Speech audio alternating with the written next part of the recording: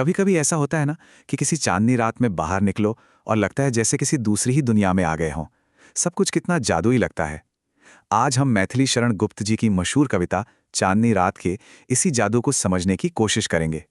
तो ये कविता ना एक बहुत ही दिलचस्प सवाल से शुरू होती है। एक ऐसा सवाल जो हमें आखिर तक सोचने पर मजबूर कर देगा। सोचिए, इतनी शांत, इतनी खूबसूरत रात है, पूरी दुनिया सो रही है, तो फिर जाग कौन रहा है? यही वो एक सवाल है, एक पहेली है जिसके चारों तरफ ये पूरी कविता घूमती है।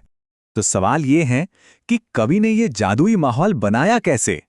इसकी शुरुआत होती है जाहिर है चांद से। उन्होंने चांदनी को एक कैनवस की तरह इस्तेमाल किया है और उस पर रात की एक ऐसी तस्वीर बनाई है जो बिल्कुल किसी सपने जैसी लगती है। अब जरा कवि के शब्दों पर गौर कीजिए, कितना कमाल का इस्तेमाल है। वो कहते हैं, चारु चंद्र की चंचल किरणें खेल रही हैं जल थल में। उन्होंने किरणों के लिए चंचल शब्द का इस्तेमाल किया। मतलब ये किरणें सिर्फ रोशनी नहीं दे रही, वो तो खेल रही हैं। एक तरह से उनमें एक शरारत है, एक जिंदगी है। वो जमीन और पानी पर फुदक रही हैं, नाच रही हैं। और ऐसा भी नहीं है कि ये रोशनी कहीं एक जगह पर हो, नहीं।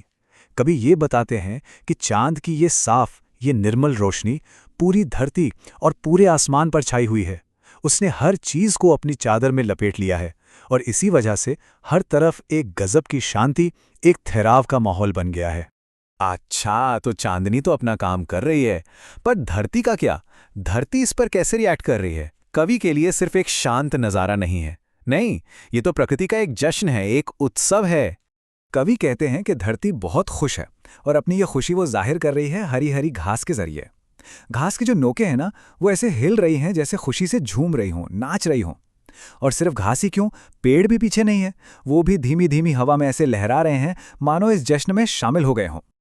अब हम कविता के शायद सबसे खूबसूरत हिस्से पर आते हैं। यहाँ कवि ने एक ऐसा कमाल का मेटाफर, एक ऐसा रूपक इस्तेमाल किया है जो रात के आसमान को देखने का हमारा नजरिया ही बदल देता है। उन्होंने आसमान की तुलना एक बहुत ही कीमती चीज से की है।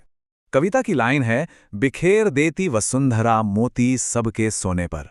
सोचकर देखिए जरा, जब सब सो जाते हैं तो ये धरती, ये वसुंधरा आसमान में मोती बिखेर देती है। कितनी सुंदर कल्पना है। पर ये मोती हैं क्या चीज? ये मोती और कुछ नहीं बल्कि चांद और तारे हैं। है ना कमाल का आइडिया? इस एक लाइन से कवि ने रात के आसमान को एक मामूली नज़ारे से बदलकर एक अनमोल खजाना बना दिया है। उसकी खूबसूरती में एक अलग ही वजन आ गया है। और ये कहानी यहीं खत्म नहीं होती, इसका एक पूरा साइकिल है। रात में धरती अपने मोती, मतलब चांद तारे, आसमान में बिखेर देती है। फिर सुबह होती है, सूरज आता है और उन सारे मोतियों को बटोर कर ले जाता है, सब समेट लेता है। और फिर जैसे ही शाम होती है, वो मोती फिर से अपनी चमक के साथ वापस आ जाते हैं। ये प्रकृति का रोज का खेल है, एक खूबसूरत साइकिल जो कभी नहीं रुकता। कविता हमें उस रात के माहौल में पूरी तरह से खींच लेती है। जरा महसूस करने की कोशिश कीजिए। आसमान एकदम साफ है, हवा बिल्कुल रुकी हुई है, कोई आवाज नहीं, कोई शोर नहीं। चारों तरफ बस एक धीमी मीठी सी महक फैली हुई है। और इस सन्नाटे में, इस शांति में भी एक अजीब सा आनंद है, एक खुशी है। ऐसा लगता है जैसे हर दिशा में खुशी फैली हुई है, मानो पूरी कायनात, पूरी प्रकृति मिलकर कोई खामोश जश्न मना रही हो। तो अभी तक तो बात हो रही थी पूरे आसमान की, पूरी धरती की, एक बड़े कैनवस की। लेकिन अब कवि अपना कैमरा जूम इन करते हैं, वो हमें एक खास जगह पर ले जाते हैं और यहीं से कहानी एक नया, एक दिलचस्प मोड़ लेती है। हम देखते हैं पंचवटी के पेड़ों की घनी छांव को, और उस छांव में पत्तों और टहनियों से बनी एक छोटी सी, बड़ी सुंदर सी कुटिया है। इतनी बड़ी विशाल प्रकृति के बीच में ये एक छोटा सा इंसानी ठिकाना एक बहुत ही खूबसूरत कॉन्ट्रास्ट बनाता है। और इसी कुटिया के सामने हमें मिलता है कविता का सबसे बड़ा रहस्य, एक अकेला धनुर्धर, एक इंसान जो इस शांत रात में, जब सब सो रहे हैं, जाग रहा है। आखिर ये कौन है और यहाँ क्या कर रहा है? तो अब तस्वीर क्या है? एक तरफ है पूरा भुवन, पूरा संसार जो सो रहा है, और दूसरी तरफ है ये अकेला धनुर्धर जो जाग रहा है।